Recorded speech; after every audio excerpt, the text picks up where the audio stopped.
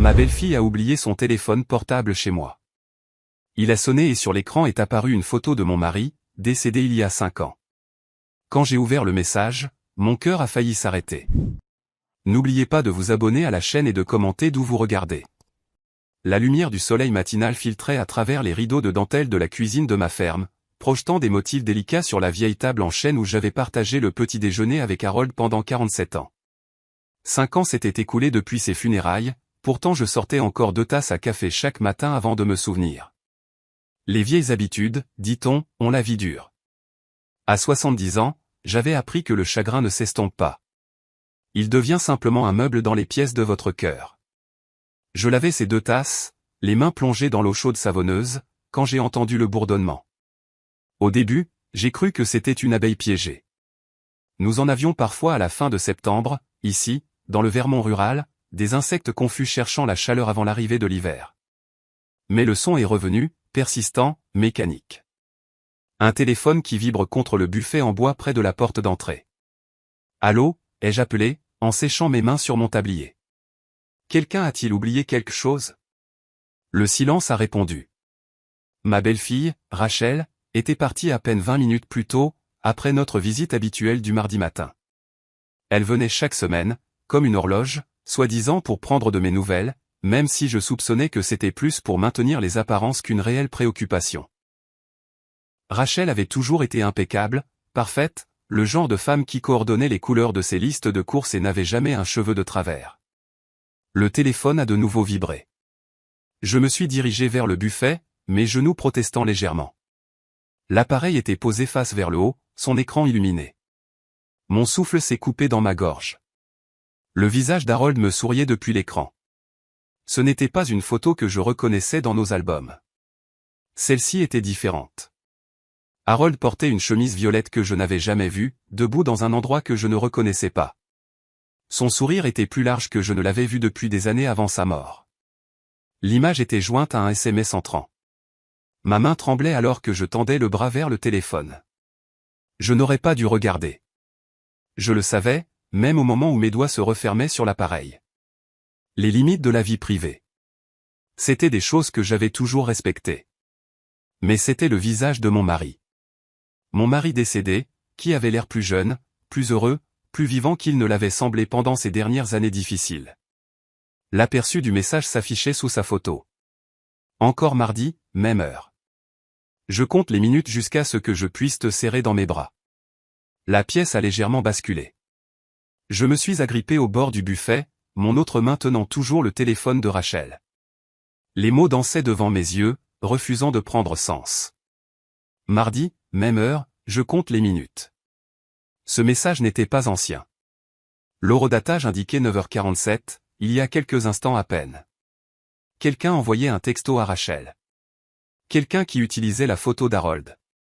Quelqu'un qui la rencontrait le mardi.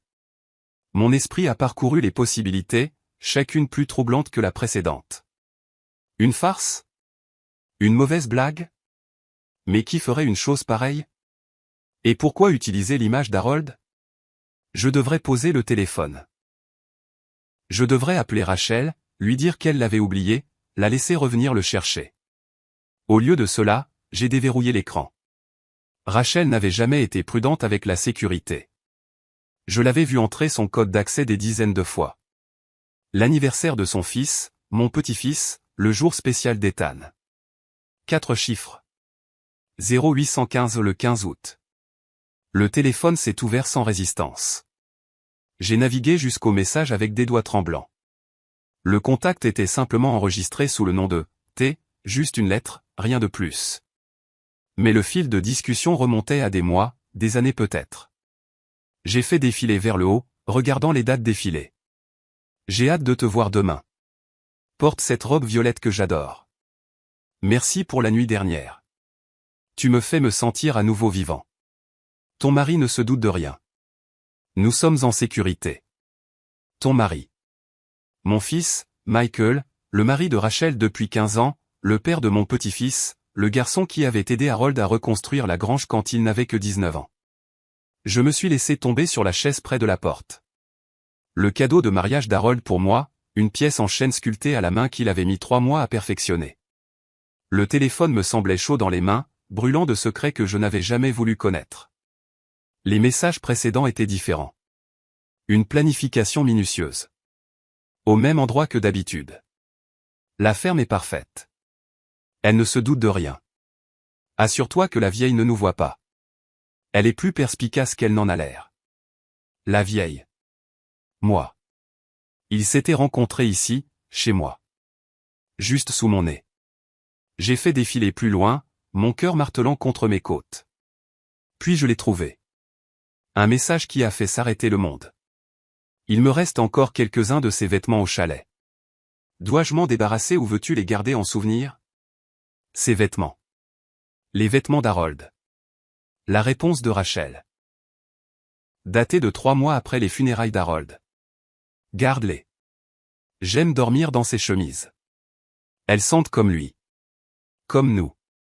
Comme ces après-midi où Maggie pensait qu'il était chez son frère. Le téléphone a glissé de mes doigts engourdis, tombant bruyamment sur le sol. Non, ça ne pouvait pas être réel.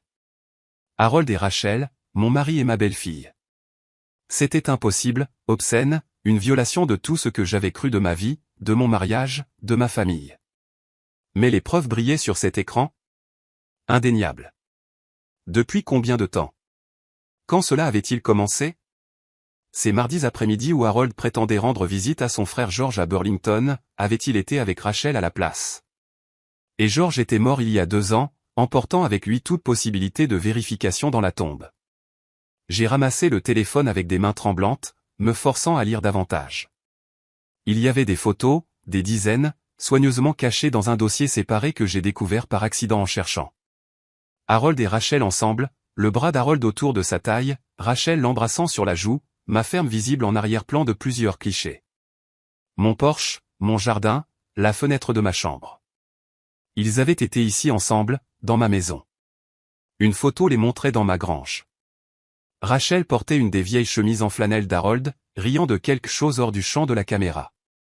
La date indiquait, juillet 2019, 5 mois avant la crise cardiaque d'Harold.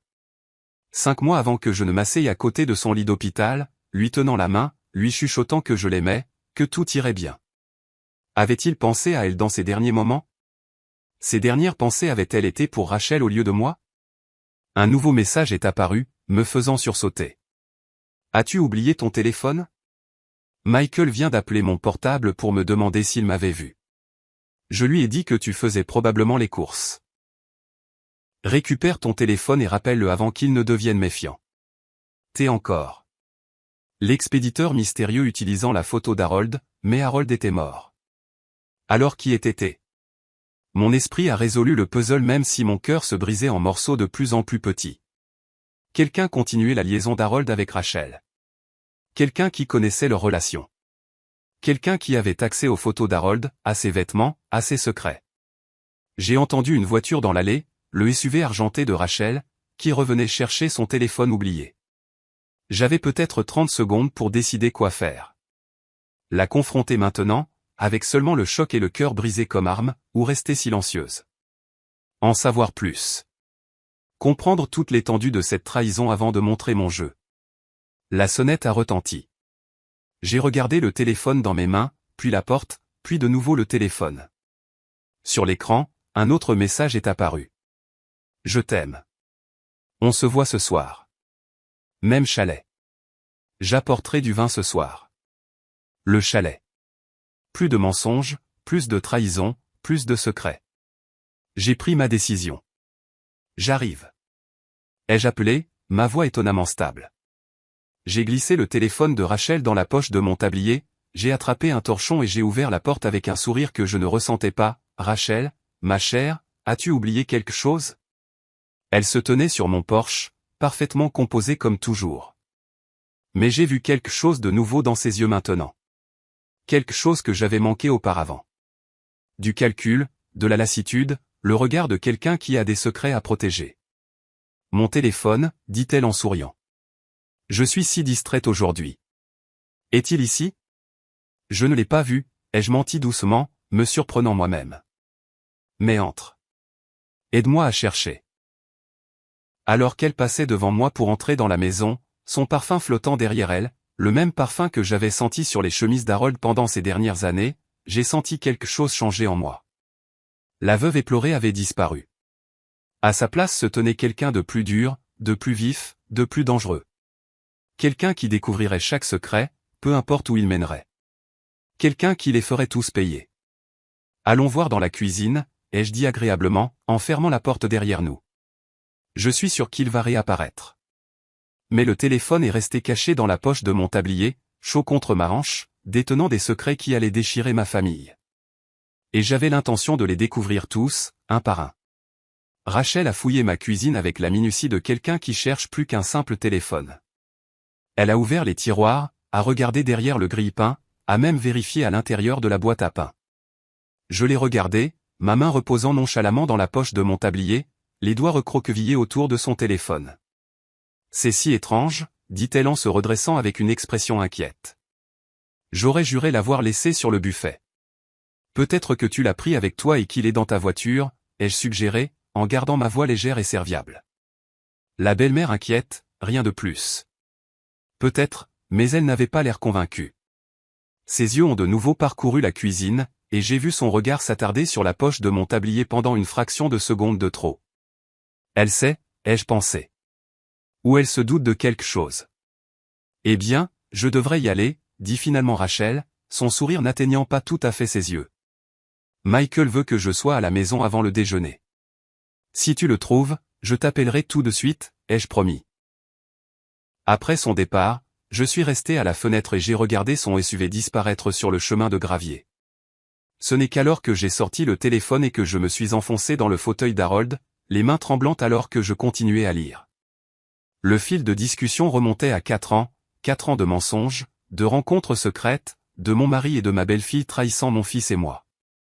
Les premiers messages étaient prudents, presque professionnels. Puis ils ont changé, sont devenus intimes, passionnés. Harold avait écrit à Rachel des choses dont j'avais oublié qu'il était capable de ressentir. Tu me fais me souvenir de ce que c'est que d'être désiré. Maggie me regarde comme si j'étais déjà mort. Celui-là faisait plus mal que les autres. Avais-je fait ça? Avais-je cessé de le voir vraiment, à un moment donné? Mais cela n'excusait pas cela. Rien ne pouvait excuser cela. J'ai trouvé des références au chalet, un endroit qu'Harold aurait hérité de son oncle, mais qu'il avait vendu il y a des années, du moins c'est ce qu'il m'avait dit.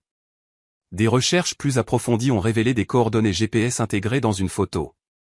Harold et Rachel n'étaient apparemment pas assez doués en technologie pour connaître les métadonnées. J'ai copié les coordonnées sur mon propre téléphone.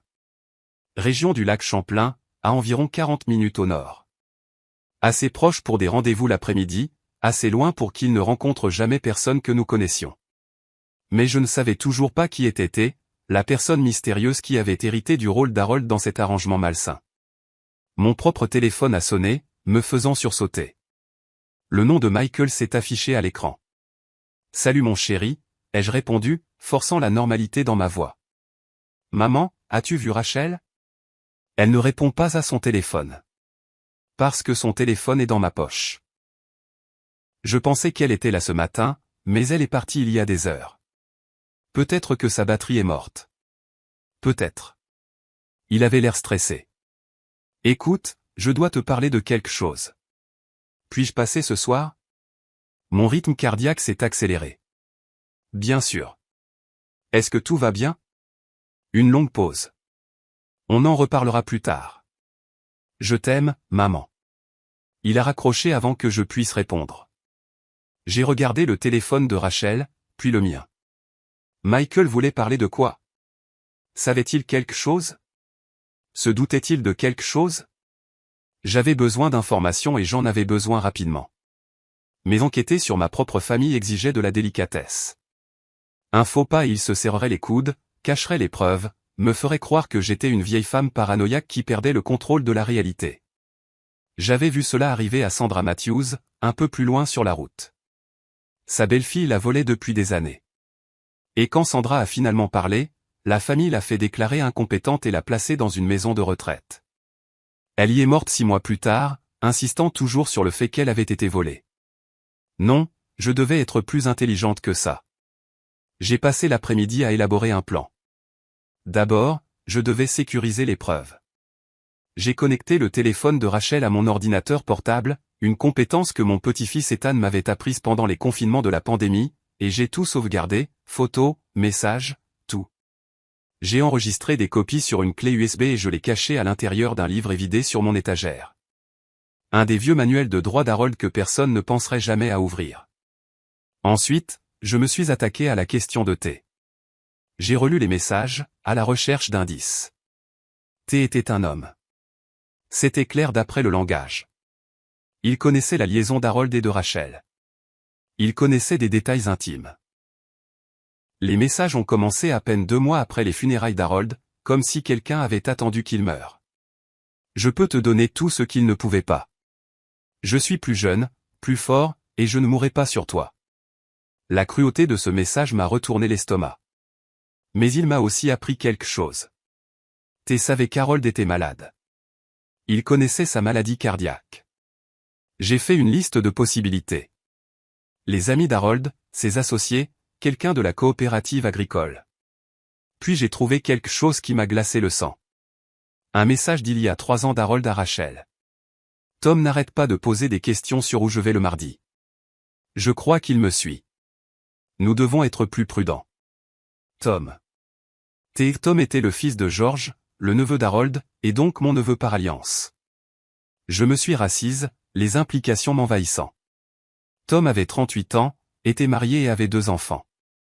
Il vivait à Burlington et nous rendait visite de temps en temps, toujours agréable, toujours serviable. Après la mort de George, Tom avait été celui qui s'était occupé de la succession, qui avait trié les papiers de son père. Avait-il trouvé des preuves de la liaison d'Harold à ce moment-là, ou l'avait-il toujours su? La porte d'entrée s'est ouverte sans qu'on frappe.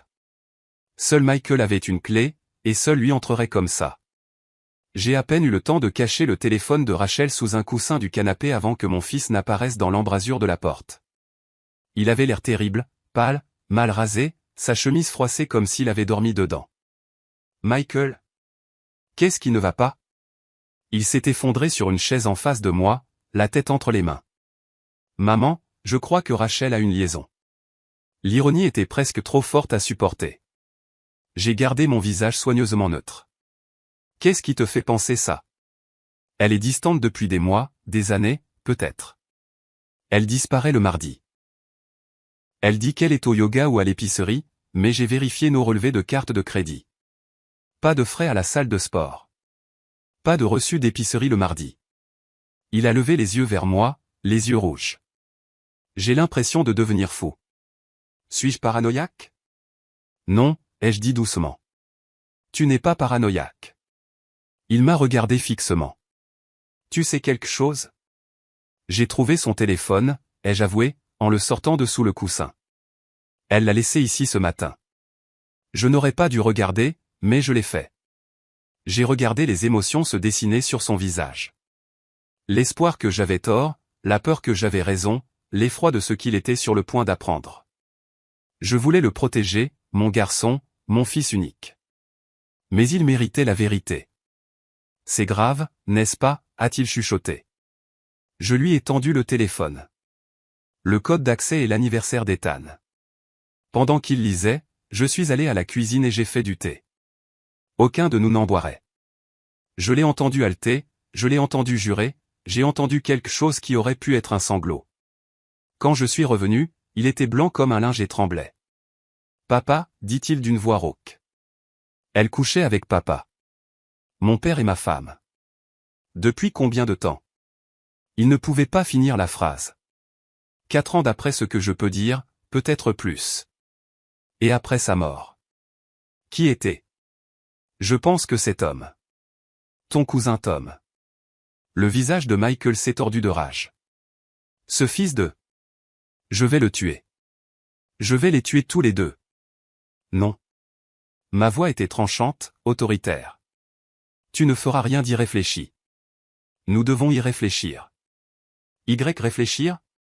Maman, ils ont détruit notre famille. Papa t'a trahi, m'a trahi. Rachel me ment en face depuis des années. Et Tom? Il s'est levé, faisant les 100 pas, à quoi sommes-nous censés réfléchir? Je veux divorcer. Je veux qu'il soit exposé. Je veux que tout le monde sache ce qu'ils ont fait. Et après, ai-je demandé calmement. Rachel obtient la moitié de tout dans le divorce. Elle pourrait même obtenir la garde d'Ethan si elle te dépeint comme instable. Tom nie tout. Il n'y a aucune preuve le liant directement à T. Juste une supposition. Tu perds ton fils, ton argent et ta dignité. Pendant qu'ils continuent leur vie. Il a cessé de faire les 100 pas, alors, que suggères-tu? Nous enquêtons davantage. Nous rassemblons des preuves qui ne peuvent être contestées. Nous découvrons ce qu'ils veulent et pourquoi ils font ça. Je me suis penché en avant. Et ensuite nous les détruisons, soigneusement, méthodiquement, d'une manière qu'ils ne verront jamais venir. Michael a regardé sa mère. Il m'a vraiment regardé. Peut-être pour la première fois depuis des années. Je ne savais pas que tu pouvais être aussi froide. Moi non plus, ai-je avoué. Mais ils ont fait du mal à mon fils. Ils m'ont fait du mal. Et je ne les laisserai pas s'en tirer.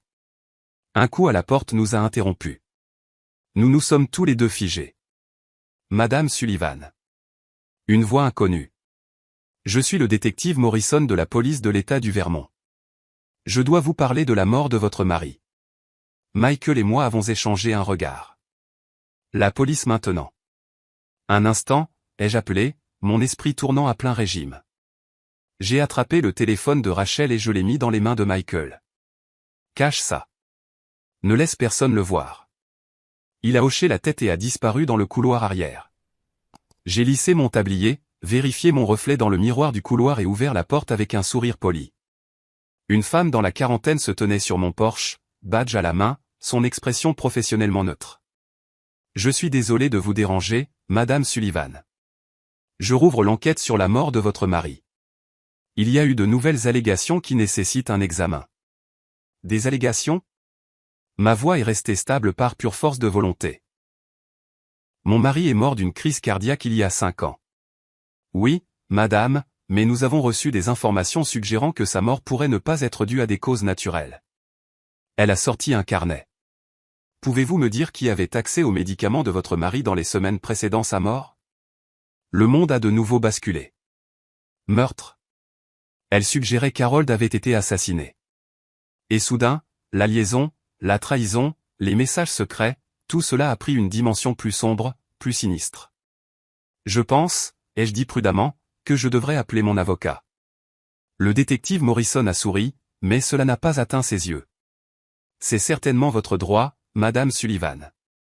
Mais je dois vous dire que la personne qui a déposé la plainte vous a spécifiquement désigné comme suspecte.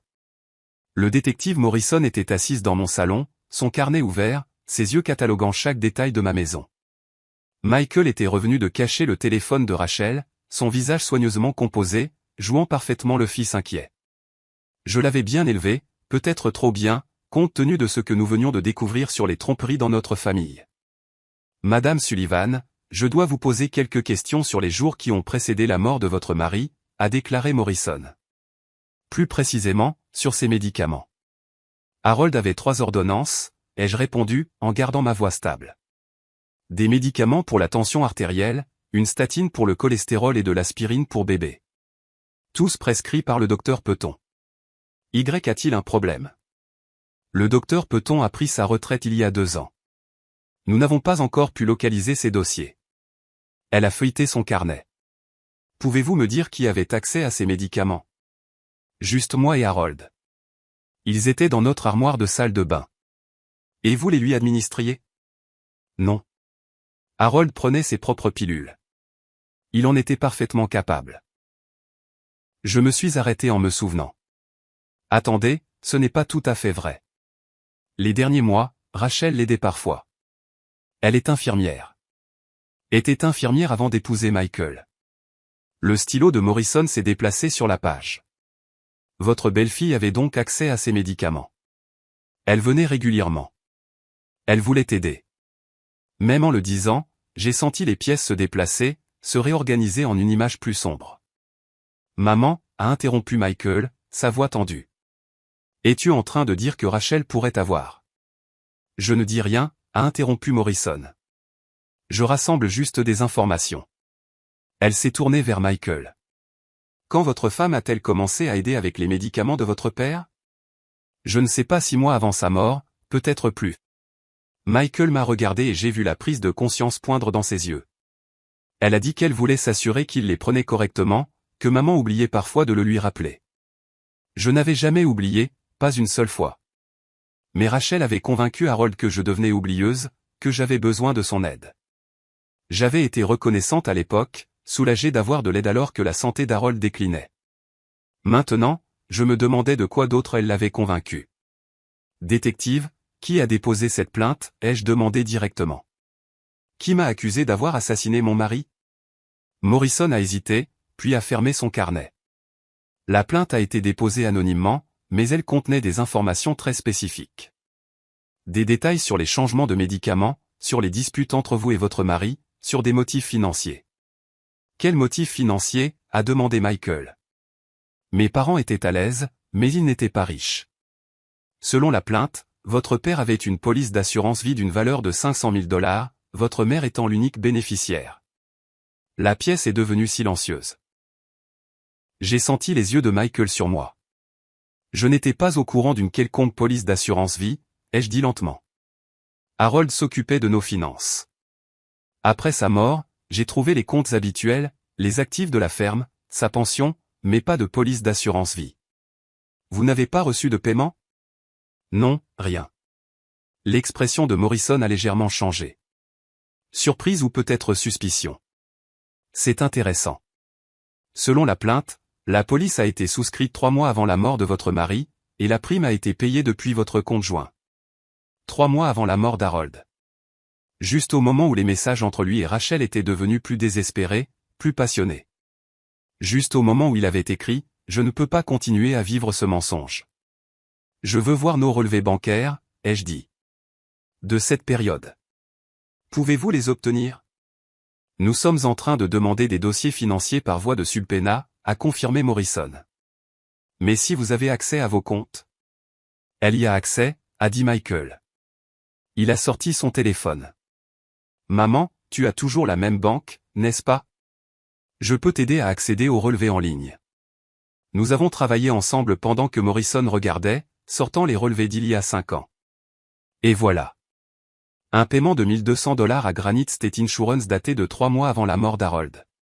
Le paiement avait été classé comme « frais médicaux » dans notre logiciel de comptabilité, quelque chose qui n'aurait pas semblé inhabituel à cette époque où Harold voyait régulièrement des spécialistes. Je n'ai jamais autorisé ça, ai-je dit, ma voix tremblant maintenant. Je n'ai même jamais vu ce débit.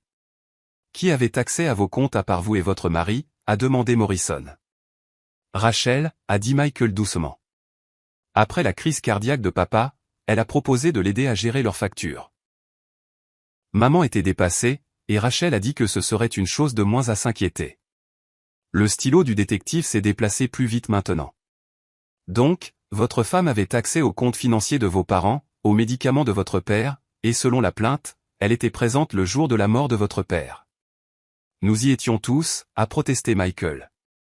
C'était un dîner de famille. Papa s'est effondré à table. Les ambulanciers ont dit que c'était une crise cardiaque massive. Il n'y avait rien de suspect. Mais il y avait quelque chose. Je me souvenais de ce dîner maintenant avec une nouvelle clarté. Rachel avait préparé le repas préféré d'Harold, un rôti de bœuf avec des légumes rôtis. Elle avait été si attentive, s'assurant qu'il mange, remplissant son verre d'eau, insistant pour qu'il prenne ses médicaments du soir plus tôt parce que le dîner était en retard.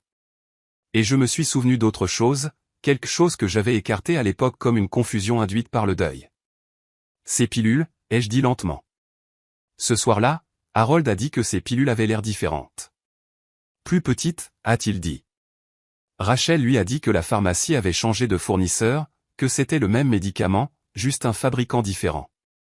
Morrison s'est penché en avant. Avez-vous vérifié ça?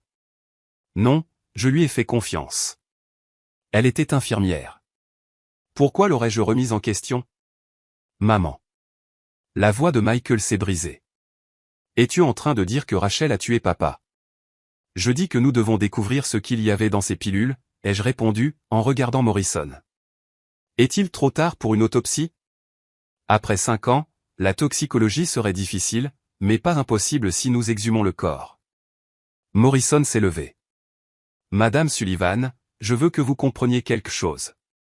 Pour l'instant, vous êtes toujours une personne d'intérêt dans cette enquête. La plainte vous nomme spécifiquement, inclut des détails qui suggèrent une connaissance de l'intérieur. Si vous êtes piégé, nous devons découvrir par qui et pourquoi. Après son départ, Michael et moi sommes restés assis dans un silence stupéfait. Dehors, l'après-midi d'automne s'estompait dans le soir, les ombres s'allongeant sur le sol de la ferme. Nous devons parler à Rachel, a finalement dit Michael. La confronter avec tout ça. Non. Je me suis levé, mon esprit parcourant les possibilités.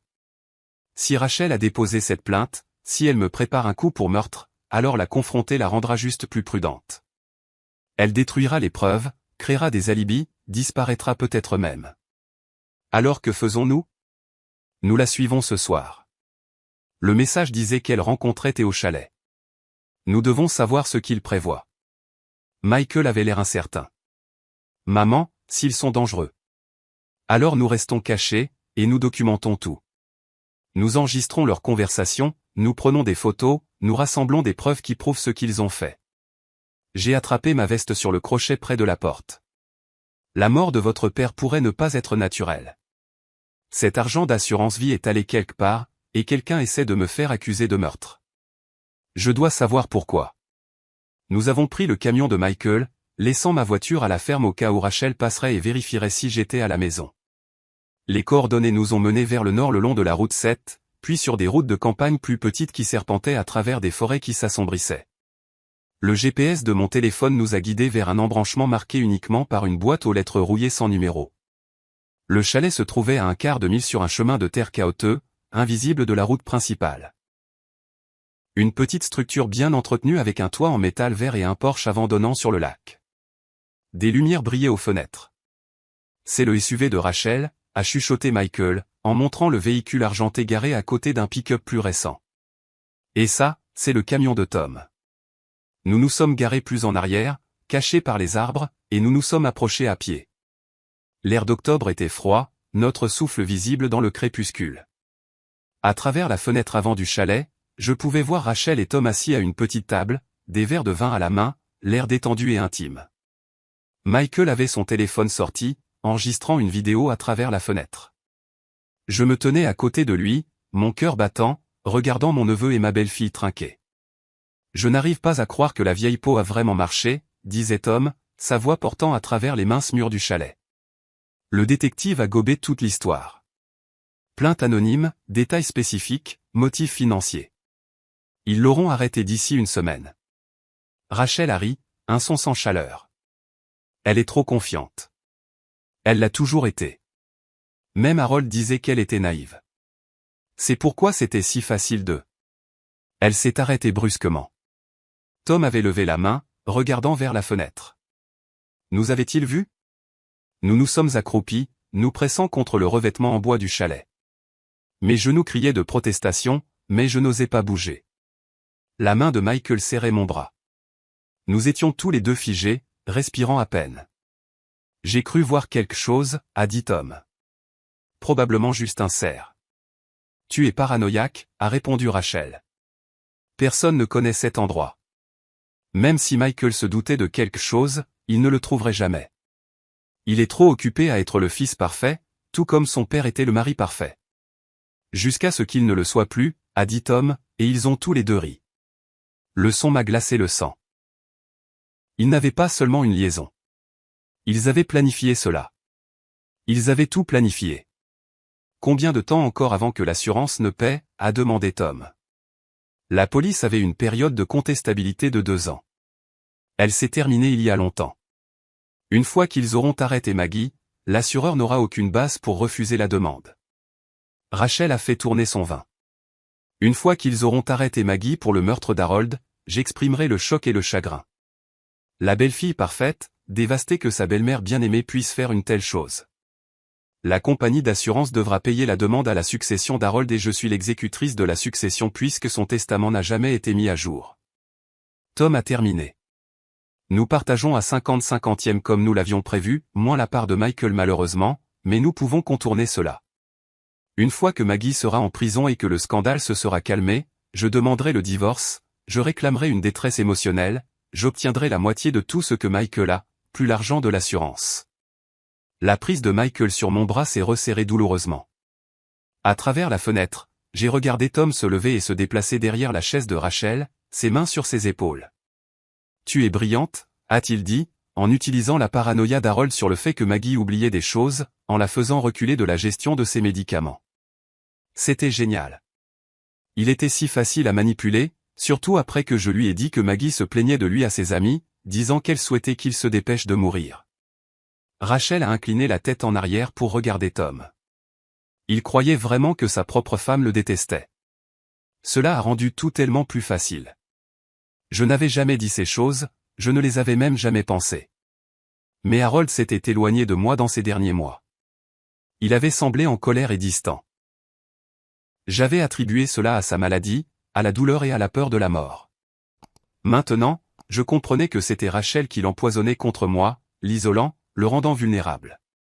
Et les pilules, a demandé Tom. De la digoxine. Facile à obtenir quand on connaît les bonnes personnes. Mélangé à ses médicaments habituels pendant 2 semaines avant le dîner. Accumulé progressivement dans son système. Puis ce soir-là, une dernière dose dans sa nourriture, assez pour déclencher un arrêt cardiaque. L'autopsie a montré une crise cardiaque, exactement comme prévu pour quelqu'un dans son état. Personne n'a même cherché de poison. Jusqu'à maintenant, a dit Tom. Si ce détective devient malin et ordonne une exhumation. Elle ne le fera pas. Elle a son suspect, son mobile, sa chronologie. Maggie Sullivan, l'épouse négligée qui a découvert la liaison de son mari et a décidé de profiter de sa police d'assurance. Rachel s'est levée, se déplaçant dans les bras de Tom. Dans 5 mois, nous serons riches. Dans 6 mois, nous serons ensemble. Et Maggie pourrira en prison pour un meurtre que nous avons commis. Ils se sont embrassés et Michael s'est détourné, son visage tordu d'angoisse et de rage. Il en avait assez entendu. Nous en avions tous les deux assez entendu. Nous sommes retournés au camion en silence. Une fois à l'intérieur, Michael a démarré le moteur avec des mains tremblantes. Ils l'ont tué, a-t-il chuchoté. Rachel a assassiné mon père. Et Tom l'a aidé. Et ils vous accusent. Ils ont fait une erreur, ai-je dit doucement. Ma voix dure comme la pierre. Ils nous ont tout dit. Nous l'avons enregistré. Nous avons des preuves. Nous apportons ça à la police, a dit Michael, en s'engageant sur la route. Nous leur montrons l'enregistrement. Nous leur montrons le téléphone de Rachel. Nous leur disons tout. Non, ai-je interrompu. Pas encore. Il m'a regardé fixement. Maman, ils ont assassiné papa. Ils essaient de t'envoyer en prison. Nous devons. Michael, réfléchis. Cet enregistrement a été fait sans leur connaissance ni leur consentement. Le Vermont exige le consentement des 2 parties pour les enregistrements. Un avocat pourrait le faire rejeter. Et le téléphone. Je n'aurais pas dû le garder. Cela pourrait être considéré comme un vol, une violation de la vie privée. Alors, que faisons-nous? J'ai regardé la route sombre devant moi, les ombres qui se pressaient depuis la forêt, et j'ai senti quelque chose de froid et de déterminé s'installer dans ma poitrine. Nous les faisons avouer, ai-je dit, correctement, légalement, d'une manière qui ne peut être ni rejetée ni expliquée. Je me suis tourné vers Michael. Et nous le faisons devant des témoins qui ne peuvent être ni intimidés ni achetés. Comment? La succession de votre père, ai-je dit lentement, le plan se formant au fur et à mesure que je parlais. Elle n'a jamais été correctement réglée à cause de la police d'assurance vie manquante. Nous devons avoir une lecture formelle du testament. Rassembler tout le monde. Toi, Rachel, Tom, l'avocat, peut-être même le détective Morrison. Et après? Ensuite, nous déclenchons le piège, ai-je dit. Mais d'abord, nous devons trouver cet argent d'assurance, car où qu'il soit allé, c'est là que nous trouverons la dernière pièce du puzzle dont nous avons besoin pour les détruire. Michael a conduit plus vite, les phares du camion fendant l'obscurité. Derrière nous, les lumières du chalet devenaient plus petites, mais je savais que nous y retournerions bientôt. La guerre venait de commencer, et j'avais l'intention de la gagner. Nous avons passé cette nuit dans le bureau de Michael, entouré de 5 ans de dossiers financiers que j'avais apportés de la ferme. Relevés bancaires, factures de cartes de crédit, documents d'assurance, tout ce qu'Harold avait laissé derrière lui. Rachel était chez sa sœur, du moins c'est ce qu'elle avait envoyé par texto à Michael. Plus probablement, elle était au chalet avec Tom, célébrant leur victoire imminente. Là, a dit Michael, en montrant l'écran de son ordinateur portable à 3 heures du matin. Maman, regarde ça. La demande de police d'assurance vie, enfouie dans un dossier de documents numérisés. La signature d'Harold en bas, mais quelque chose clochait. Les boucles étaient trop parfaites, trop. L'écriture d'Harold avait été désordonnée, hâtive, le gribouillage d'un homme qui avait passé 40 ans à remplir des commandes de matériel agricole. Ce n'est pas sa signature, ai-je dit avec certitude. Rachel l'a falsifié. Pouvons-nous le prouver? Peut-être, si nous pouvons trouver des échantillons de la vraie signature d'Harold et les faire comparer par un expert en écriture. J'ai frotté mes yeux fatigués. Mais ça prend du temps et nous n'en avons pas beaucoup. Une fois que ce détective aura terminé son enquête, elle m'arrêtera. Alors tout deviendra plus difficile. Trouver des preuves depuis la prison, des batailles juridiques, des années d'appel. Michael s'est penché en arrière dans son fauteuil, me regardant avec une expression que je ne pouvais pas tout à fait déchiffrer. Tu as changé, maman.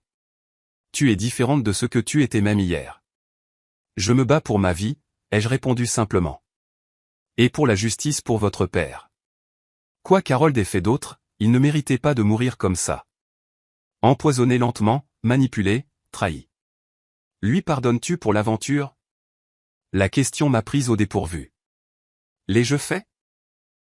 Harold avait été faible, vaniteux, susceptible à l'attention d'une femme plus jeune, mais Rachel avait été calculatrice, prédatrice.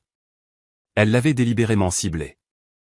Je réalisais maintenant qu'elle s'était rapprochée de notre famille par l'intermédiaire de Michael, puis avait séduit un homme vieillissant et seul qui se sentait invisible pour sa femme. Je ne sais pas, ai-je avoué, mais c'est une question pour plus tard. Pour l'instant, nous nous concentrons sur la survie. Mon téléphone a vibré. Un texto d'un numéro inconnu. Laissez tomber l'enquête ou votre petit-fils en paiera le prix. De la glace a inondé mes veines. Michael, où est Ethan? Chez ma belle-mère. Rachel l'Y a emmené hier après-midi. Pourquoi? Il a vu mon visage, vu le téléphone. Qu'est-ce que c'est? Je lui ai montré le message. Il est devenu blanc immédiatement, appelant sa belle-mère. La conversation a été brève, frénétique. Il va bien, a dit Michael. Le soulagement était évident. Il dort encore. Je lui ai dit de ne pas le laisser hors de sa vue, de ne pas laisser Rachel le récupérer sans m'appeler d'abord. Un autre texto. Nous savons ce que vous avez trouvé au chalet. Détruisez l'enregistrement et oubliez tout, sinon le garçon aura un accident. Vous avez jusqu'à demain soir.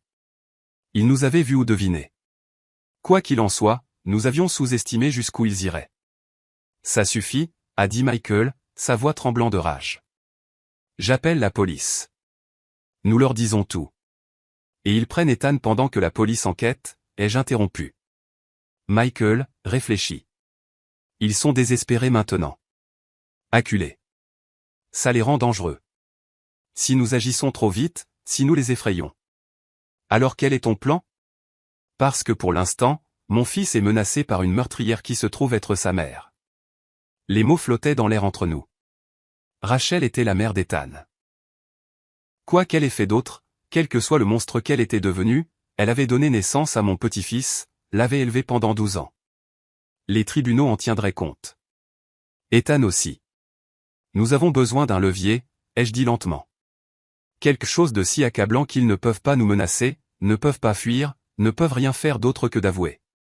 Comme quoi? Comme l'argent de l'assurance? Tom a dit qu'il était l'exécuteur testamentaire d'Harold, que l'argent passerait par lui, mais la police me désigne comme bénéficiaire. Alors, où est passé l'argent en réalité? Michael a ouvert le site web de la compagnie d'assurance, se connectant au compte en utilisant les informations de la demande numérisée. Il a fallu 3 essais pour deviner le mot de passe. Rachel avait utilisé le nom et la date de naissance d'Ethan. Bien sûr. La police était active, la prime payée par prélèvement automatique sur notre compte joint. Un prélèvement que je n'avais jamais remarqué parmi les dizaines de factures médicales pendant la dernière année d'Harold. Mais le bénéficiaire avait été changé 2 mois après la mort d'Harold. Pas à moi, à un trust, le Harold Sullivan Memorial Trust, géré par Thomas Sullivan en tant que fiduciaire. Ce salaud, a soufflé Michael. Il a créé un trust au nom de papa. Il a probablement dit à la compagnie d'assurance qu'il s'occupait de la succession. Pouvons-nous accéder aux documents du trust? Pas sans une ordonnance du tribunal, mais les doigts de Michael volaient sur le clavier. Maman. Tom a déposé les documents du trust auprès du greffier du comté. C'est un document public. Je peux le récupérer. Le document est apparu à l'écran. Le trust avait été créé au profit des héritiers d'Harold Sullivan, avec Thomas Sullivan comme unique fiduciaire, avec plein pouvoir discrétionnaire sur toutes les distributions. En clair, Tom contrôlait l'argent et pouvait en faire ce qu'il voulait. C'est de la fraude, ai-je dit. La compagnie d'assurance pense que l'argent est allé à la succession d'Harold, mais Tom l'a détourné vers un trust qu'il contrôle. Un trust qui n'a probablement aucun actif à part cet argent d'assurance, a ajouté Michael. Il a continué à faire défiler. Regardez le calendrier de distribution. Tom est autorisé à prendre des honoraires de fiduciaire raisonnables jusqu'à 40% des actifs du trust. Rachel est répertoriée comme consultante spéciale ayant droit à 40%. Ce qui laisse 20% pour les héritiers réels d'Harold. Toi et moi, ai-je dit doucement. Ils allaient nous donner juste assez pour éviter les soupçons. Gardez le reste pour eux. La mâchoire de Michael s'est crispée. J'appelle Tom tout de suite. Non, laissons-les penser que nous avons peur. Laissons-les penser que la menace a fonctionné. Une idée se formait. Dangereuse, mais nécessaire. Et si nous pouvions les amener à déplacer l'argent? Les forcer à faire quelque chose qui prouve leur culpabilité. Comment? En les faisant paniquer. En menaçant ce qui leur est le plus cher, l'un l'autre. J'ai passé l'heure suivante à rédiger un message prudent. Pas depuis mon téléphone ni celui de Michael. Nous sommes allés dans un restaurant ouvert toute la nuit et avons utilisé leur Wi-Fi public pour créer un compte email anonyme. Puis j'ai envoyé le message à l'email personnel de Tom. Je sais pour la digoxine. Je sais pour le chalet. Je sais pour la fraude à l'assurance. Vous avez 24 heures pour transférer 250 000 $ sur le compte ci-dessous ou je vais à la police avec des preuves que Rachel a assassiné Harold. Elle va en prison. Vous êtes libre. Votre choix. Un ami. J'ai inclus un numéro de portefeuille de crypto-monnaie que Michael avait créé. Intraçable et anonyme. Tu le fais chanter, a demandé Michael, incrédule. Je le fais choisir entre l'argent et Rachel. S'il paie, nous avons la preuve qu'il est au courant du meurtre. S'il ne paie pas, mais panique, il contactera Rachel, fera peut-être quelque chose de stupide. Quoi qu'il en soit, ils font une erreur. Et s'il appelle la police? Il ne le fera pas, car aller à la police signifie admettre qu'il est au courant d'un meurtre, qu'il l'a couvert, qu'il a commis une fraude à l'assurance. J'ai regardé mon fils. Nous les forçons à se montrer au grand jour. La réponse est arrivée 90 minutes plus tard, non pas à l'email anonyme, mais à mon téléphone personnel. La voix de Tom lors d'un appel. Maggie, nous devons parler. Juste toi et moi. Demain, midi, au chalet. Viens seul ou le fils de Michael disparaît.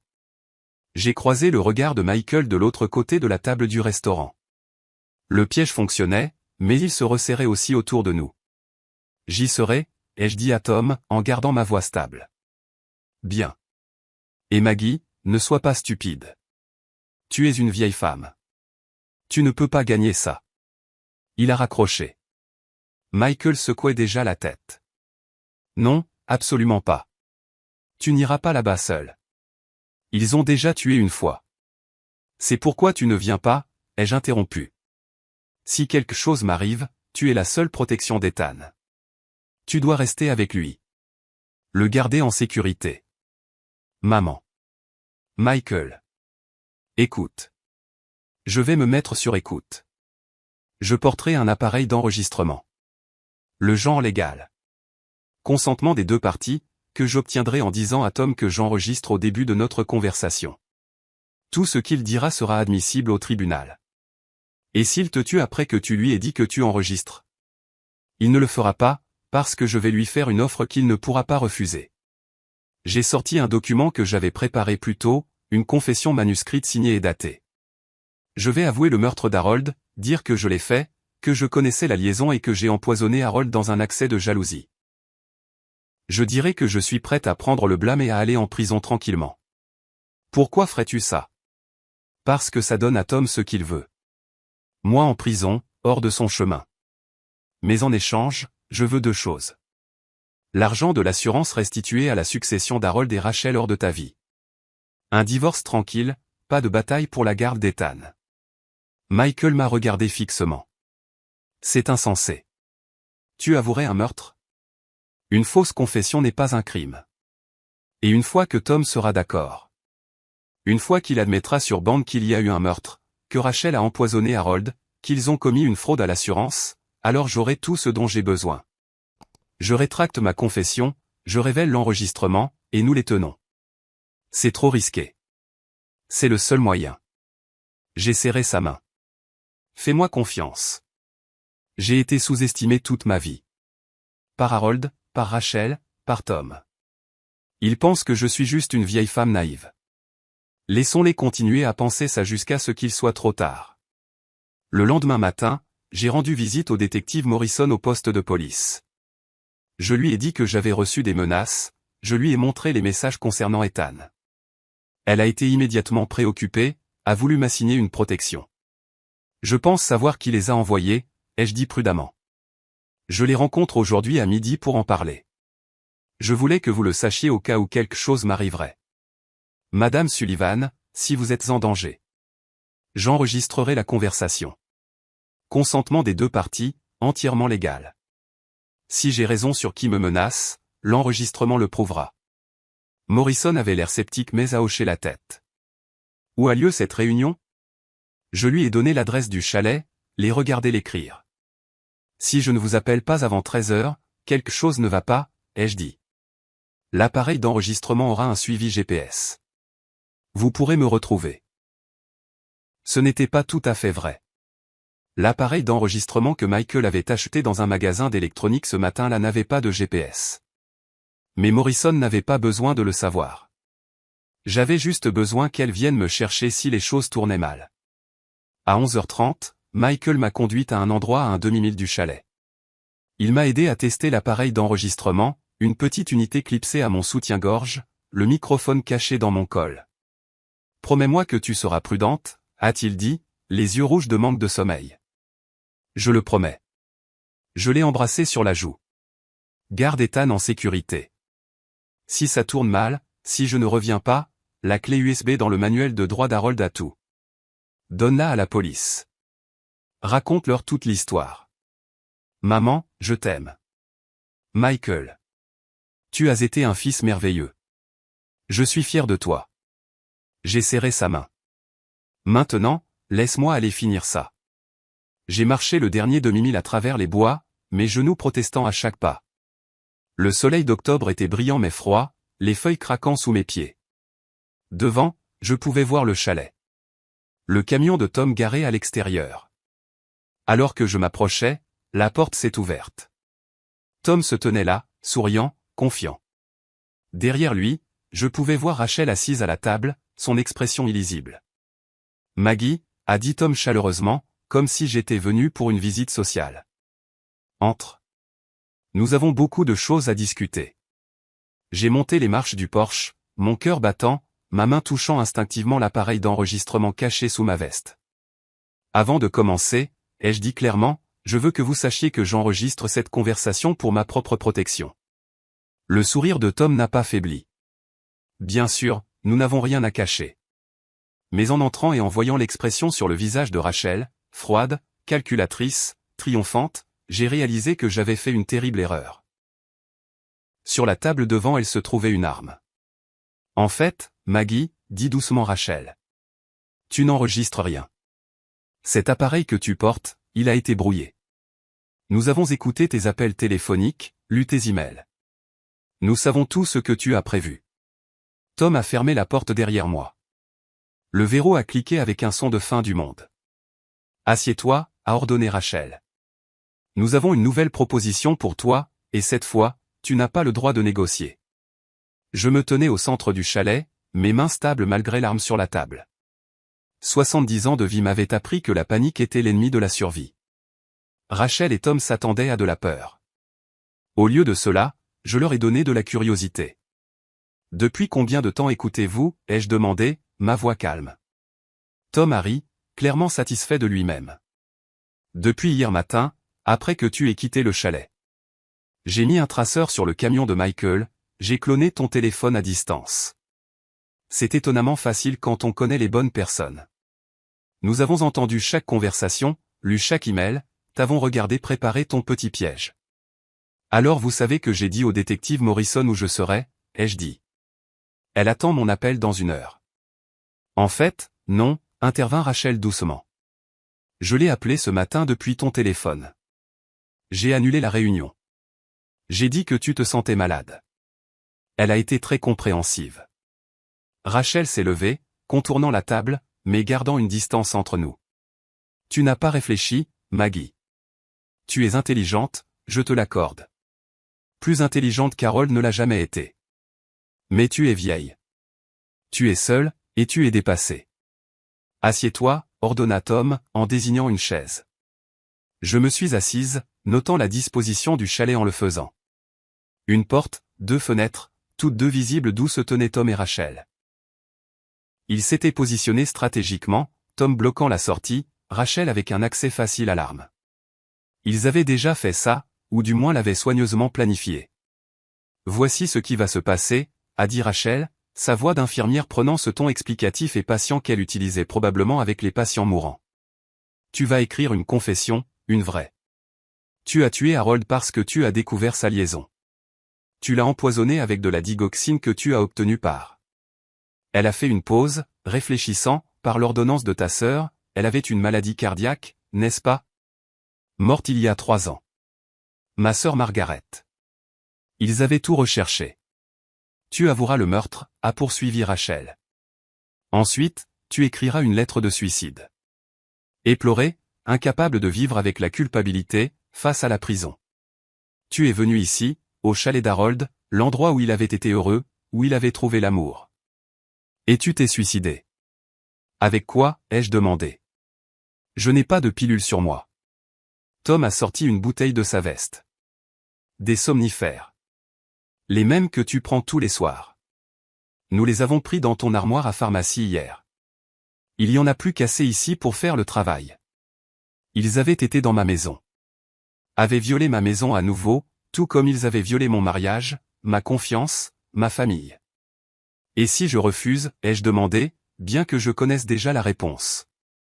Alors nous te tirons dessus et nous faisons passer ça pour un suicide de toute façon, a dit Tom sèchement.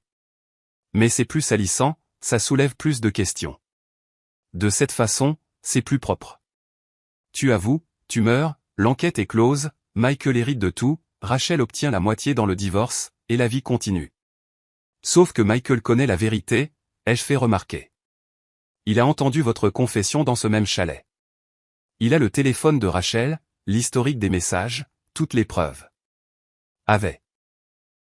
A corrigé Rachel. Temps passé. J'ai effacé à distance mon ancien téléphone ce matin. Chaque message, chaque photo, tout a disparu. Et cet enregistrement que tu as fait, inadmissible au tribunal, tout comme tu l'as dit à Michael. Tu nous as rendu service, en fait, en expliquant tous les problèmes juridiques liés aux enregistrements secrets. Elle avait raison.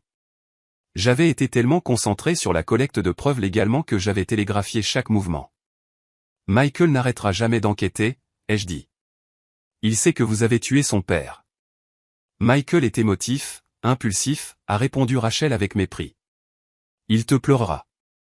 Il me soupçonnera pendant un certain temps, mais sans preuve. Que peut-il faire? Finalement, il passera à autre chose. Les gens le font toujours. Et Ethan a besoin de sa mère. La mention de mon petit-fils a envoyé une pointe de peur en moi, mais j'ai gardé mon expression neutre. Vous feriez vraiment ça, assassiner la mère de votre mari l'un devant l'autre. Nous avons fait pire, a dit Tom avec un haussement d'épaule. Harold a été plus difficile. En fait, ça a pris des semaines de dosage prudent, de surveillance de ses symptômes. C'est presque miséricordieux en comparaison. De plus, a ajouté Rachel en se rapprochant. Tu n'es plus vraiment la mère de Michael, n'est-ce pas? Pas la femme qu'il connaissait. Cette femme est morte quand elle a découvert la liaison d'Harold. La personne assise ici maintenant est amère, vengeresse, méconnaissable. Michael pleura la mère dont il se souvient, pas la femme que tu es devenue.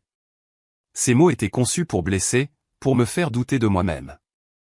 Mais j'avais appris quelque chose ces derniers jours terribles. La transformation n'était pas une faiblesse. La Maggie naïve et confiante avait disparu. À sa place se trouvait quelqu'un de plus dur, de plus sage, de plus dangereux que Rachel ne pouvait l'imaginer. Je devais gagner du temps, réfléchir. Le détective Morrison ne viendrait peut-être pas, mais Michael savait où j'étais. Il attendrait mon appel. Et quand il ne viendrait pas? À quoi penses-tu? A demandé Rachel brusquement. Michael. Il est occupé en ce moment. Nous lui avons envoyé un texto de ton téléphone disant que tu avais besoin qu'il aille chercher Ethan immédiatement. Qu'il y avait une urgence à l'école. Il est probablement à mi-chemin de Portland maintenant. Elle a souri. Ton petit-fils est parfaitement en sécurité, au fait. Pas d'urgence, juste Michael qui court partout en panique pendant que nous nous occupons des choses ici. Ils avaient pensé à tout. Ou du moins, c'est ce qu'ils croyaient. Tu te demandes s'il y a une issue, a dit Tom en lisant mon expression. Il n'y en a pas. Nous avons planifié ça pendant des années, Maggie. Des années. Même avant la mort d'Harold, nous savions que tu serais un problème un jour. Tu es trop observatrice, trop persistante. Harold était censé changer son testament, tout laisser à un trust que nous contrôlions. Mais le vieil imbécile n'arrêtait pas de remettre ça à plus tard.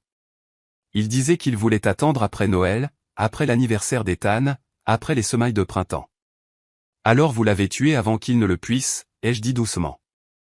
La compréhension se faisait jour, les pièces s'emboîtant. Vous l'avez tué avant qu'il ne puisse changer d'avis sur quoi que ce soit. Nous avons accéléré le calendrier, a admis Rachel. Harold devenait sentimental, parlait de régler les choses avec toi, de tout avouer. Il était faible. Nous ne pouvions pas prendre ce risque. Elle a pris l'arme, l'a vérifiée nonchalamment, puis l'a reposée. Le message était clair. Ils étaient à l'aise avec la violence. Pratiqués même. Écris la confession, a ordonné Tom, en poussant du papier et un stylo sur la table. Nous n'avons pas toute la journée. J'ai pris le stylo, mais au lieu d'écrire, j'ai regardé directement Rachel. As-tu déjà aimé Michael? Même un peu. La question l'a prise au dépourvu. Qu'est-ce que ça peut faire? Je vais mourir. Fais plaisir à la curiosité d'une mourante. Rachel est restée silencieuse un instant, puis a haussé les épaules. Michael était un moyen d'arriver à une fin. Un accès à votre famille, à Harold, à cette vie confortable. Il était doux, facile à manipuler. Il l'est toujours. Et Harold? Harold était pathétique, a-t-elle dit avec mépris. Un vieil homme vaniteux désespéré de se sentir à nouveau jeune. Il croyait vraiment que je l'aimais. Il croyait qu'il était spécial. Elle a ri. La seule personne que j'ai jamais aimée, c'est Tom. Nous sommes ensemble depuis le lycée. Tout le reste a été une comédie. Même Ethan? La question est sortie plus dure que je ne le voulais. Ethan était nécessaire, a dit Rachel. Un enfant pour cimenter ma place dans la famille, pour me donner un levier. Il est utile. L'entendre parler de mon petit-fils comme d'un outil, comme d'une propriété, a fait sauter quelque chose en moi. Mais j'ai gardé ma voix égale, mes mains stables. Une dernière question, ai-je dit. La plainte anonyme à la police. C'était votre plan de secours. Assurance, a confirmé Tom. Si tu te rapprochais trop de la vérité, nous te ferions paraître coupable.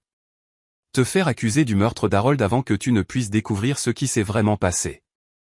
La plainte a juste assez de détails pour paraître crédible. Ton accès à ces médicaments, ton mobile financier, ton opportunité. Très complet, ai-je reconnu. Puis j'ai regardé le papier devant moi. Je suppose que vous voulez que cette confession soit détaillée, crédible. Extrêmement détaillée, a dit Rachel. Non, date, méthode, assez pour que personne ne la remette en question. J'ai commencé à écrire, mon écriture stable, mais je n'écrivais pas une confession. Moi, Maggie Sullivan, et j'écris clairement, saine d'esprit et de corps, déclare par la présente ce qui suit comme un témoignage véridique. Derrière moi, Ni Rachel ni Tom ne pouvaient voir les mots. Ils étaient trop loin, trop confiants que j'obéirais. Le 6 octobre 2025, je suis venu au chalet du lac Champlain appartenant à Thomas Sullivan. Étaient présents Thomas Sullivan et Rachel Sullivan qui m'ont menacé de mort si je n'avouais pas avoir assassiné mon mari Harold Sullivan. J'ai continué à écrire, les faisant parler. Parlez-moi de la digoxine. Où l'avez-vous eu? Par un ami au Canada, a dit Rachel, distraite par sa propre intelligence. Commandé en ligne, expédié à une boîte postale sous un faux nom. Intraçable. J'ai tout noté, chaque mot. Et la fraude à l'assurance? Le trust? C'était mon idée, a dit Tom fièrement.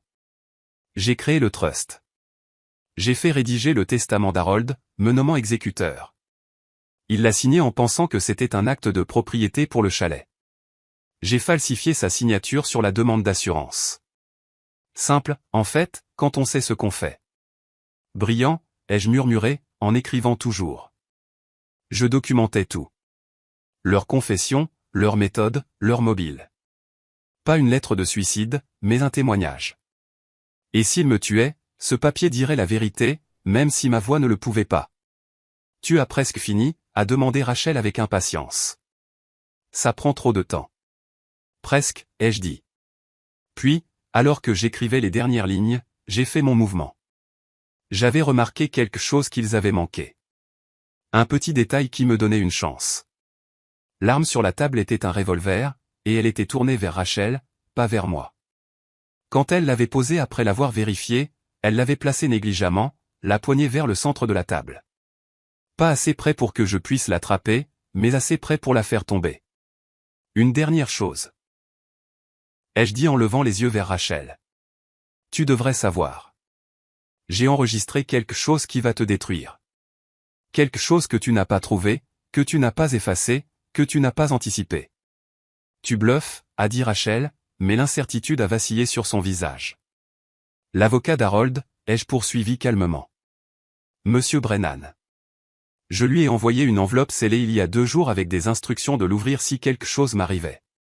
À l'intérieur se trouve un compte rendu complet de tout ce que j'ai découvert, y compris des copies de vos messages, des dossiers financiers et une chronologie détaillée du meurtre d'Harold. C'était un mensonge. Je n'avais rien fait de tel. Mais Rachel ne le savait pas, tu mens, a dit Tom. Mais il a regardé Rachel, le doute s'insinuant. Est-ce que je mens? J'ai souri froidement. Vous avez été si occupé à suivre mon téléphone, mes emails, mes mouvements évidents. Avez-vous pensé à surveiller mon courrier physique, mes rendez-vous en personne? J'ai 70 ans. Je sais comment exister sans laisser de traces numériques. Rachel s'est jetée sur l'arme. Je me suis jeté sur la table. Ma main a heurté le bord de la table, la retournant vers le haut avec une force surprenante. L'adrénaline, la peur et une force désespérée se sont combinées. L'arme a volé, tombant bruyamment sur le sol. Les papiers se sont éparpillés. Rachel a reculé en trébuchant. Tom s'est précipité en avant, mais je me déplaçais déjà vers la porte, plus vite qu'une femme de 70 ans ne devrait pouvoir le faire. Ma main s'est refermée sur la poignée de la porte. Elle était verrouillée. Bien sûr, elle était verrouillée. Tom a attrapé mon bras, me tirant en arrière. J'ai tourné, utilisant son élan contre lui, un mouvement que mon père m'avait appris il y a 60 ans quand je lui avais posé des questions sur l'autodéfense. Mon coude a heurté son plexus solaire et il a halté, me relâchant. Rachel avait l'arme maintenant, la levant avec des mains tremblantes. Ne bouge pas, a-t-elle ordonné. Sa voix aiguë de panique. Ne. La fenêtre derrière elle a explosé vers l'intérieur. Michael a traversé la vitre dans une pluie de verre, son épaule heurtant le dos de Rachel. L'arme a tiré, assourdissant dans le petit espace. La balle s'est logée dans le plafond. Michael lui a arraché l'arme, son visage coupé et saignant à cause du verre, mais sa prise était solide comme le fer. « Sors, maman » a-t-il crié. Maintenant. Derrière lui. À travers la fenêtre brisée, j'ai vu d'autres silhouettes s'approcher. Le détective Morrison, 2 officiers en uniforme, tous courant vers le chalet. Tom a essayé de s'enfuir, mais j'ai mis mon pied en travers de son chemin. Un geste mesquin, vindicatif, mais satisfaisant néanmoins. Il s'est écrasé au sol et en quelques secondes, des officiers étaient entrés par la porte, armes au poing, criant des ordres. Tout s'est passé très vite après ça. Rachel et Tom ont été menottés, on leur a lu leurs droits, leurs protestations et leurs menaces se fondant dans le jargon juridique et la procédure officielle. La confession que j'avais écrite a été soigneusement emballée comme preuve. Le téléphone de Michael montrait l'enregistrement qu'il avait fait à travers la fenêtre brisée. Chaque mot que Rachel et Tom avaient dit, chaque aveu de culpabilité. Le détective Morrison m'a regardé avec un mélange d'admiration et d'exaspération. « Madame Sullivan, vous auriez pu être tuée. »« Mais je ne l'ai pas été, » ai-je dit simplement. Mes mains tremblaient maintenant, la réaction retardée s'installant, mais je suis resté debout. « Et maintenant, vous avez tout ce dont vous avez besoin. » L'enregistrement à travers la fenêtre est légalement admissible, a-t-elle confirmé. Michael était sur une propriété publique. La fenêtre était suffisamment ouverte pour entendre clairement, et vous leur aviez déjà dit que vous enregistriez. Il n'avait aucune attente de vie privée. J'ai regardé mon fils courageux, insensé, merveilleux, qui avait fracassé une fenêtre pour me sauver. Je t'avais dit de rester avec Ethan. Je l'ai d'abord emmené au poste de police, a dit Michael en souriant à travers le sang sur son visage. J'ai tout dit à Morrison. Je lui ai fait écouter l'enregistrement du chalet de la nuit dernière. Elle a été d'accord. Ça ne tiendrait peut-être pas au tribunal, mais c'était suffisant pour une cause probable. Nous sommes dehors depuis 20 minutes à écouter, à attendre le bon moment. Vous avez tout entendu. Chaque mot. Son expression s'est durcie alors qu'il regardait Rachel être conduite à une voiture de police. Y comprit ce qu'elle a dit sur Ethan. Je savais que c'était la blessure qui mettrait le plus de temps à guérir. Pas la trahison de la liaison, pas même le meurtre, mais savoir qu'Ethan n'avait été rien de plus qu'un outil pour sa propre mère.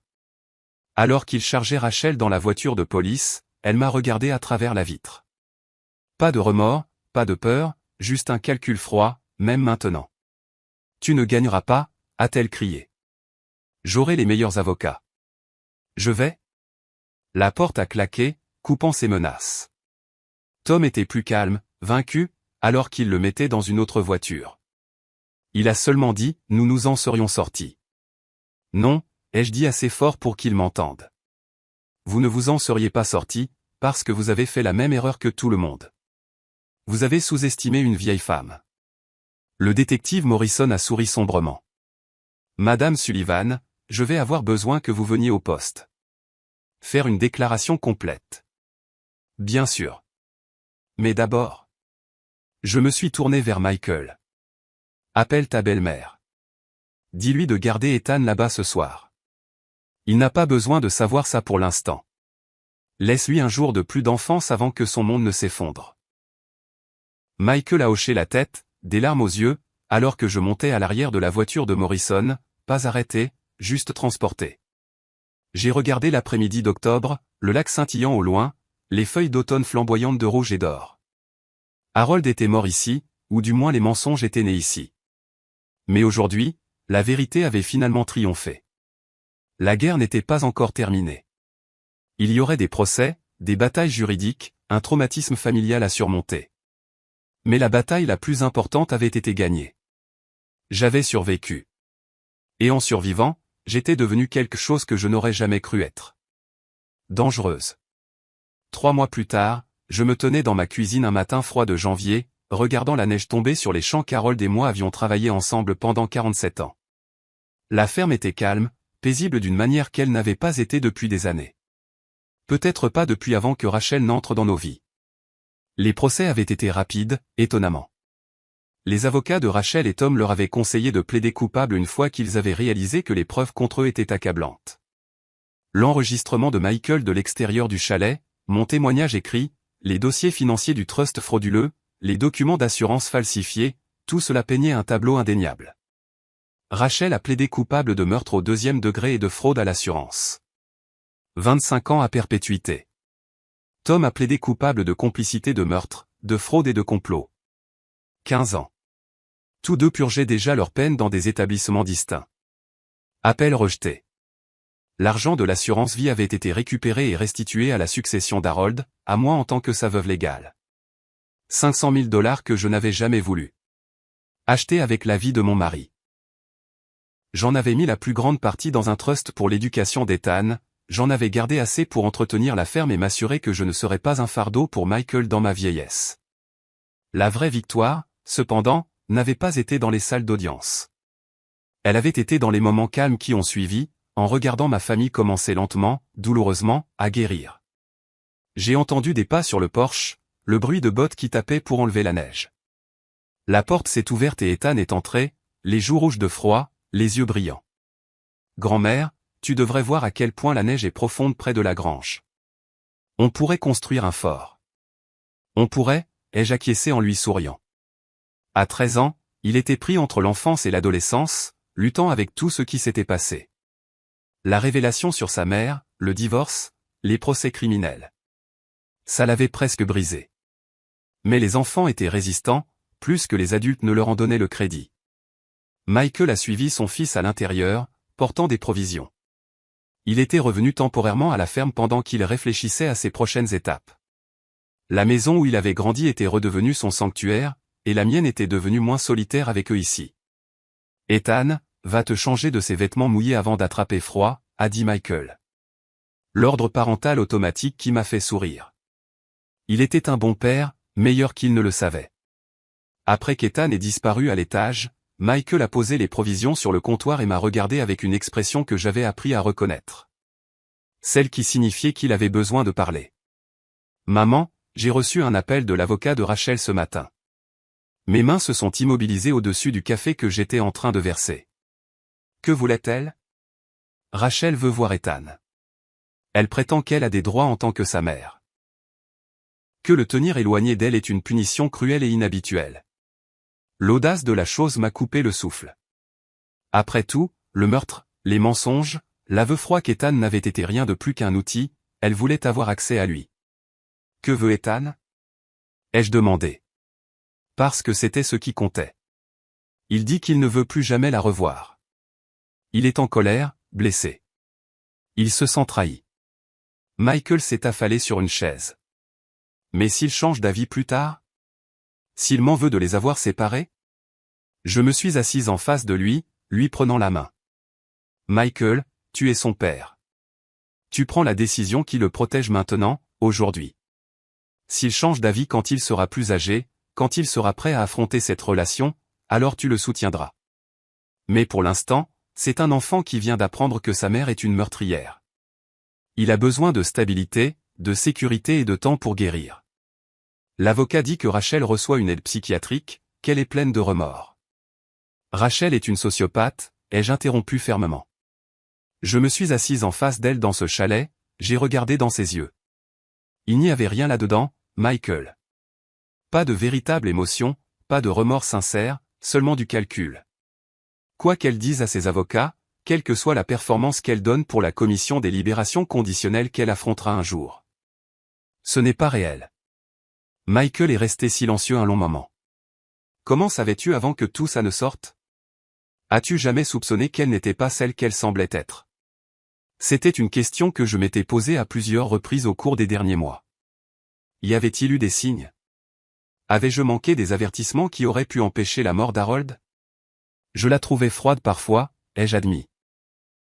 Trop parfaite, trop contrôlée, mais j'attribuais ça à des différences de personnalité, au fait qu'elle était plus jeune, plus moderne.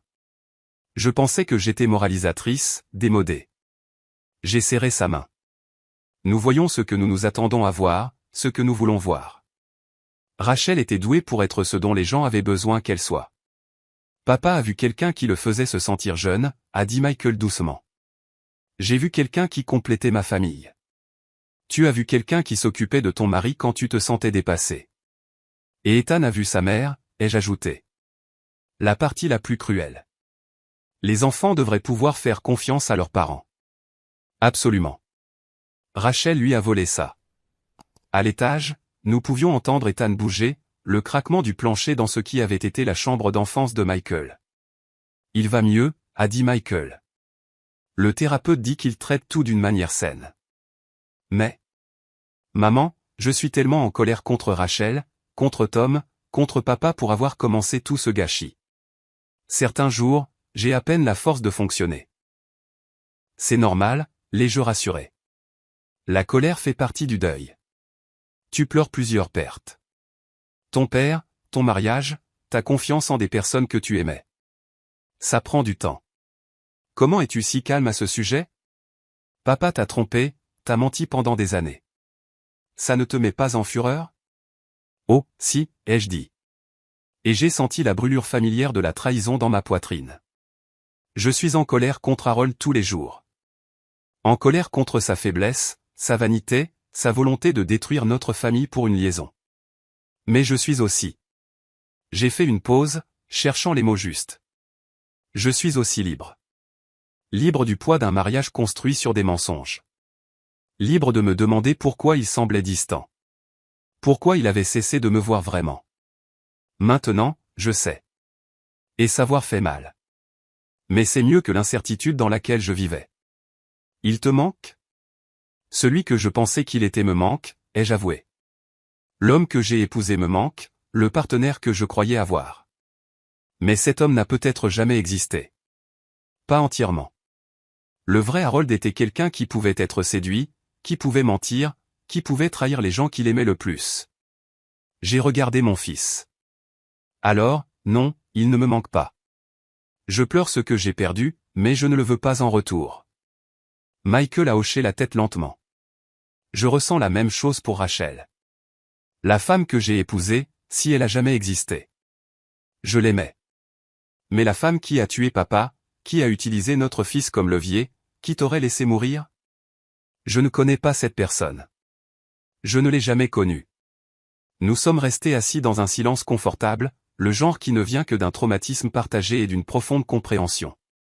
Dehors, la neige continuait de tomber, recouvrant la ferme de blanc, couvrant les vieilles cicatrices d'une nouvelle possibilité. Grand-mère, papa, a appelé Ethan de l'étage. On peut faire du chocolat chaud et regarder un film? Absolument, ai-je répondu en me levant et en allant vers la cuisinière. Descends et aide-moi à le faire. Alors que je chauffais du lait et que je mesurais du cacao en poudre, Ethan bavardant sur l'école et ses amis, sur le jeu vidéo qu'il voulait pour son anniversaire, j'ai ressenti quelque chose que je n'avais pas ressenti depuis des années. La paix. Pas le bonheur exactement. Les blessures étaient trop fraîches pour ça. Les pertes trop profondes. Mais la paix. Le calme qui vient de la connaissance de la vérité, de la survie à l'insurvivable, du fait de se tenir sur un sol solide après des années de marche sur des mensonges. Ce soir-là, après le film et le dîner, après qu'Ethan soit allé se coucher et que Michael se soit retiré dans son ancienne chambre pour passer des appels à des avocats, des thérapeutes et aux conseillers scolaires, j'ai parcouru la ferme seul. J'ai touché les meubles qu'Harold avait construits, j'ai regardé les photos sur les murs, des photos de temps plus heureux, ou du moins de temps que j'avais cru heureux. J'avais enlevé les photos de Rachel, mais j'avais gardé celles avec Ethan. Il méritait de se souvenir des bons moments de son enfance, aussi compliqués qu'ils soient devenus. Dans le bureau d'Harold, j'ai trouvé la boîte que j'évitais depuis des mois. Ses effets personnels de l'hôpital, son portefeuille, son alliance. Je l'ai ouverte lentement, me forçant à affronter ces derniers morceaux de lui. L'alliance brillait à la lumière de la lampe. En or, simple, gravé de la date de notre mariage. J'avais choisi de ne plus porter la mienne. Je l'avais enfermée dans un tiroir. La sienne méritait le même sort. Mais sous l'alliance, j'ai trouvé quelque chose d'inattendu. Une lettre scellée, jaunie par le temps. Mon nom sur l'enveloppe, de l'écriture d'Harold. La vraie écriture, désordonnée et hâtive, pas la fausse écriture soignée que Rachel avait utilisée. Mes mains tremblaient en l'ouvrant. Ma très chère Maggie, lisait-on. Si tu lis ceci, je suis parti, et je suis un lâche de ne pas te dire ça en face. J'ai fait des choses terribles. Je t'ai trahi d'une manière que je ne peux pas entièrement expliquer ou excuser. J'ai commencé quelque chose que je ne pouvais pas arrêter, et ça a empoisonné tout ce qu'il y avait de bon dans ma vie. Tu méritais mieux que moi. Tu méritais l'honnêteté, la fidélité, le respect. Au lieu de ça, je t'ai donné des mensonges et j'ai pris ta confiance pour acquise. J'ai laissé la vanité et la faiblesse détruire la meilleure chose que j'ai jamais eue, ton amour. Je n'attends pas de pardon. Je ne le mérite pas. Mais je veux que tu saches que quoi qu'il soit arrivé, quoi que tu découvres, tu n'as jamais été le problème. Le problème a toujours été moi. Ma lâcheté, mon égoïsme, mon incapacité à apprécier ce que j'avais jusqu'à ce qu'il soit trop tard. Tu es remarquable, Maggie. Plus forte que je ne l'ai jamais été, plus gentille que je ne le méritais, plus sage que je ne t'en donnais le crédit. J'espère que tu trouveras la paix après mon départ. J'espère que tu trouveras le bonheur. Tu l'as mérité 1000 fois. Je suis désolé pour tout, mais surtout je suis désolé de ne pas avoir été l'homme que tu croyais que j'étais. Harold. La lettre est devenue floue alors que les larmes remplissaient mes yeux. Les premières que j'avais versées pour Harold depuis que j'avais appris la vérité. Pas des larmes de chagrin de l'avoir perdu, mais des larmes pour le gâchis de tout ça. Les années gâchées, l'amour gâché, le potentiel gâché de ce que nous aurions pu être s'il avait été honnête. S'il avait été assez courageux pour affronter ses problèmes au lieu de courir dans les bras de Rachel. Il savait qu'il était en train de mourir.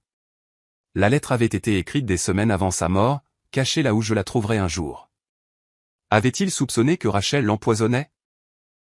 Ou avait-il simplement su que son cœur défaillait et avait-il voulu avouer avant qu'il ne soit trop tard? Je ne le saurais jamais, et peut-être que ça n'avait pas d'importance. J'ai plié la lettre soigneusement et je l'ai remise dans la boîte. C'était une sorte de conclusion, une reconnaissance d'outre-tombe que je n'avais pas été folle, que je n'avais pas été paranoïaque, que je n'avais pas été l'épouse froide et négligente que Rachel m'avait dépeinte. Mais cela ne changeait rien à ce qui s'était passé ou à ce qui devait se passer ensuite. J'avais une ferme à gérer, un petit-fils à aider à élever, un fils à soutenir à travers un divorce et un traumatisme. J'avais une vie à reconstruire, non pas des cendres de la trahison, mais des fondations de la vérité que j'avais si durement combattu pour découvrir. Cette nuit-là, alors que je fermais la ferme et que je vérifiais Ethan une dernière fois, dormant paisiblement, son visage jeune et innocent au clair de lune, j'ai pris une décision. Je resterai ici, dans cette maison, dans cette ferme. Je ne laisserai pas Rachel et Tom me chasser de la maison que j'avais construite, de la terre que j'avais travaillée, de l'héritage que j'avais mérité. Ils en avaient pris assez. Ils ne prendraient pas ça. Et j'utiliserai tout ce que j'avais appris sur la tromperie, sur la manipulation, sur les ténèbres que les gens pouvaient cacher sous des apparences agréables pour m'assurer que ma famille ne serait plus jamais vulnérable comme ça. J'apprendrai à Ethan à questionner, à vérifier, à faire confiance à son instinct. Je lui apprendrai que la gentillesse ne doit pas signifier la naïveté, que la confiance doit se mériter, que la famille se définit par les actions, pas par le sang. Je serai la grand-mère dont il avait besoin. Forte, protectrice, inébranlable. La femme qui avait fait tomber des meurtriers ne laisserait rien d'autre nuire à son petit-fils.